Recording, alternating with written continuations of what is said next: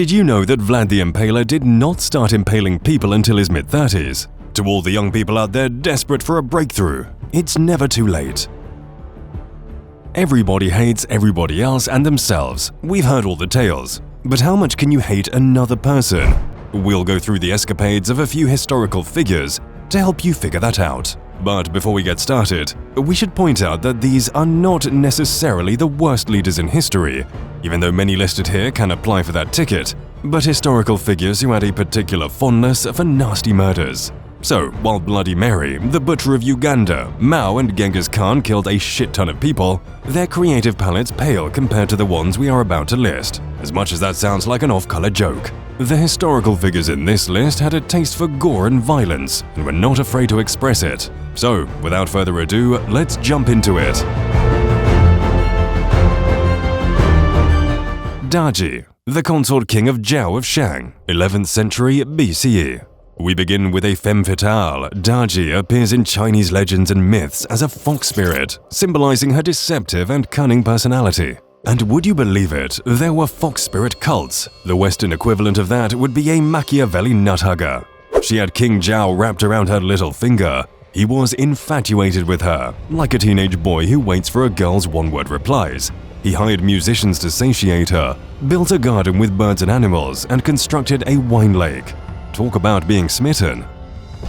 Since she had such a hold on him, it would be no surprise that he tortured people who spoke against her, and Daji was quite fond of these tortures. According to a tale, she once watched someone walk on a frozen lake without discomfort, so she had his feet cut off to quench a curious mind. She also performed similar investigations on pregnant women and their unborn children. Her favorite execution device was powwow, which had a large bronze cylinder. People would run on the hot, oily contraption, eventually lose balance, and fall to death in the charcoal below. Her malevolence can be ascertained from the fact that she reveled in the torture cries of the victims. There's a licking your fingers analogy somewhere in there, but I can't figure it out. Anyway, there's more to this story. She had a maid of honor slain and her father grounded. In another story, she killed Zhao's uncle to see if he had the heart of a good man. It sounds like some horny, dramatic, and unbelievably depressed teenager wrote this. And no, we're not talking about King Zhao. Caligula, the Roman emperor, 1st century. Roman emperors deserve their own category, what with the likes of Tiberius executing relatives who mourned an execution and Nero impaling teenagers. Still, Caligula serves as the perfect representation of that mindset. If the Roman Senate tried to remove you from history and your name is synonymous with degeneracy, hedonism, debauchery, and perversion, you deserve a spot on this list. Caligula was obsessed with perverse sexual fantasies and conducted regular orgies. Apparently, people told him that he looked like a goat, so he banned any conversations regarding goats around his court in person. What if he heard someone discuss something he did not like? As the kids say these days, fuck around and find out. The man just did not care, ladies and gentlemen. Cursed with the savior syndrome, he thought he was a god, and that is not a casual remark. We have seen this phenomenon repeatedly in history. Caligula took pleasure in hurting others, which was precisely why he turned the gladiatorial games into an execution circus. Slaves, criminals, and all sorts of lowlives were killed freely in front of large crowds. According to a legend, he let his animals feed on some crowd members because he ran out of criminals. Other achievements include removing a shade from a particular section of the crowd just to make them uncomfortable, and executing 2 guards for forgetting his birthday. His love of killing was sinister. He is recorded as having said the words, "Make him feel that he is dying," to an executioner killing a person. Suetonius, the famed Roman historian, claims he frequently had trials by torture held in his presence while he was eating or otherwise enjoying himself. There are a lot of stories, some factual, others not. Once a commoner insulted him, so he had him tied and beaten in the dungeons. He kept this up for 3 months until the smell of his gangrenous brains became too much to handle. Then he beheaded him. His favorite and preferred execution method was sawing an upside-down man in the middle. He also had an initiation ritual. It's more of a foreplay technique, really. He's said to have relished chewing the victim's testicles without biting them off before starting the execution. Tomas de Torquemada, 15th century. You might have heard of the Spanish Inquisition, the judicial institution established by the Catholic Church. Muslims and Jews have been throwing their weight around the Iberian Peninsula for some time now. and the Catholics were unhappy with it. As the Catholic institution became the king, the court, and the god of Western Europe, heretics could not be tolerated, so the Pope appointed inquisitors to ensure that the Muslims and Jews either departed or converted. Tomas de Torquemada was one of the appointed inquisitors. Tomas was nuts about the Catholic orthodoxy. He manifested precisely the kind of hard-headedness that Erasmus and Luther reacted to in the writings. Isabella, the wife and queen of King Ferdinand of Aragon, and the Pope learned their lesson quite late. Tomas wanted to purify Catholicism from everyone he thought had converted under pretense. And then there were the plain heretics. Everyone bore the brunt of his fanaticism. He tortured people with a technique known as the water cure, in which subjects were forced to gulp an insane amount of water quickly. He tortured and demanded confessions from the victims on their way to burning ceremonies called auto da fe, translated as acts of faith.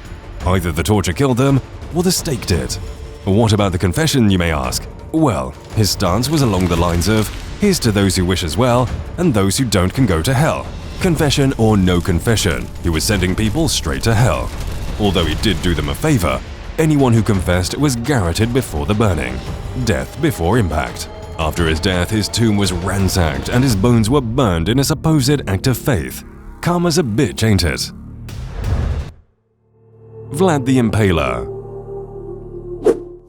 Another example of your name telling half the story. Vlad the Impaler, the OG Dracula, ruled Wallachia on 3 separate occasions and is considered an essential Romanian ruler. Why is he a good guy to some Romanians when he impaled 20,000 men, women, and children? That is a good question I will not answer, because I don't want to get in trouble. According to an unconfirmed account, Vlad dipped bread in his victims' blood and ate it in front of them. This yarn has given rise to the myth that he did so regularly. There's no way to claim otherwise, but there's also no way to know if dinosaurs would have liked Teletubbies. It's irrelevant is all I'm saying. Vlad impaled people, and lots of them. For people unaware of what impaling is, it's better that you do not find out. But the association with impaling reduces him to a spiteful, villainous man. It does not show the full extent of his personality. He was a kind and caring man, because before shoving a long stick up people's orifices, he oiled it so it wouldn't cause too much discomfort. What a gentleman! Sorry for the people who did not want to know what impaling was.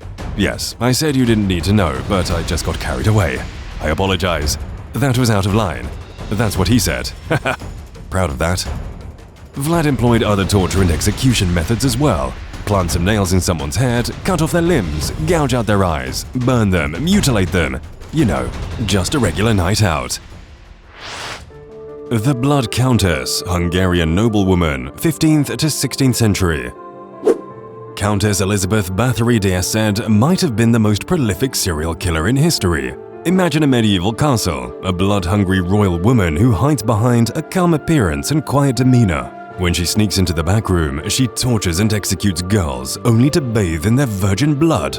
Sounds like a horror novel or TV series? That's because this tale has inspired plenty of them. Stories abound that the Countess bathed in virgin blood to retain her youth, something she might have inspired Bram Stoker just as much as Vlad the Impaler. Makes you think, those two would have made a great couple in another life. Her husband, Nadasti, was complicit in torture as he built her an elaborate torture chamber and is said to have gifted her spiked gloves. She would lather girls in honey and let insects loose or jam pins under their fingernails. Meanwhile, the Countess's aunt allegedly introduced her to obscure circles of alchemists, witches, and sorcerers.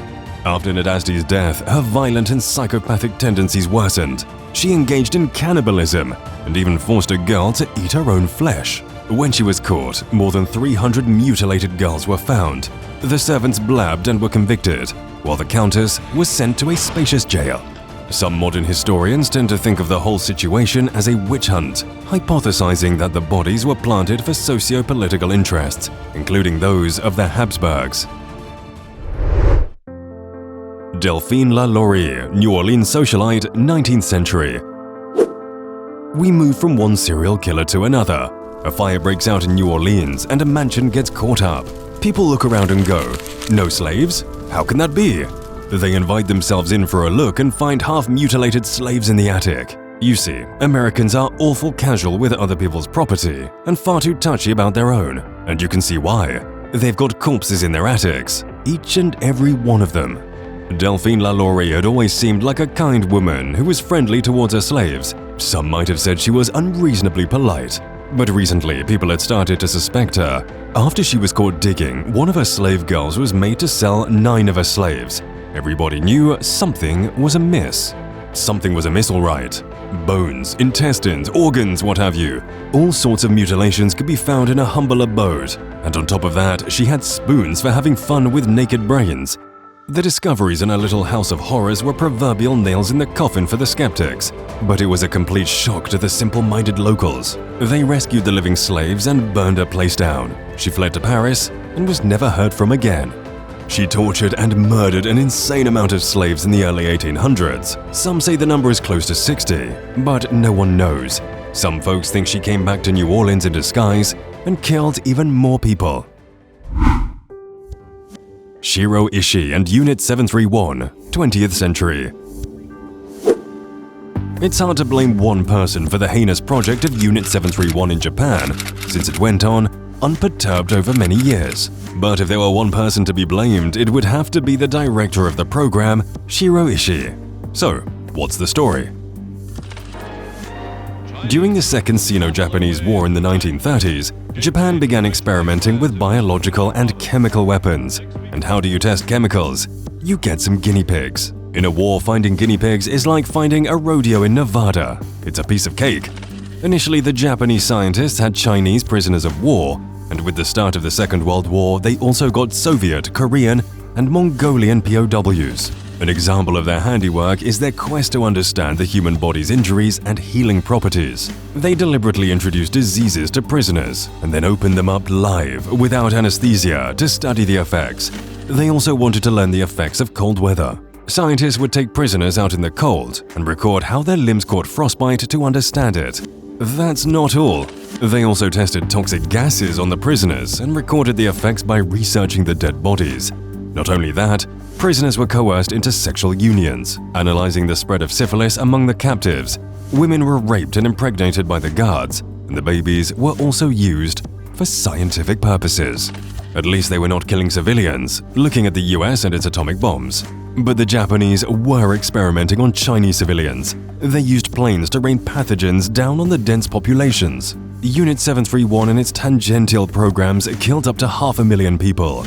No inmate from the prison cell survived. Hitler, 20th century. Just like Caligula is synonymous with debauchery, Hitler is synonymous with evil. Even though he cosplayed as Chaplin, there's no other reason for that moustache, he did not share his joie de vivre. Hitler's views on the Aryan domination and suppression of the undesirables, Jews, Slavs and homosexuals are well documented.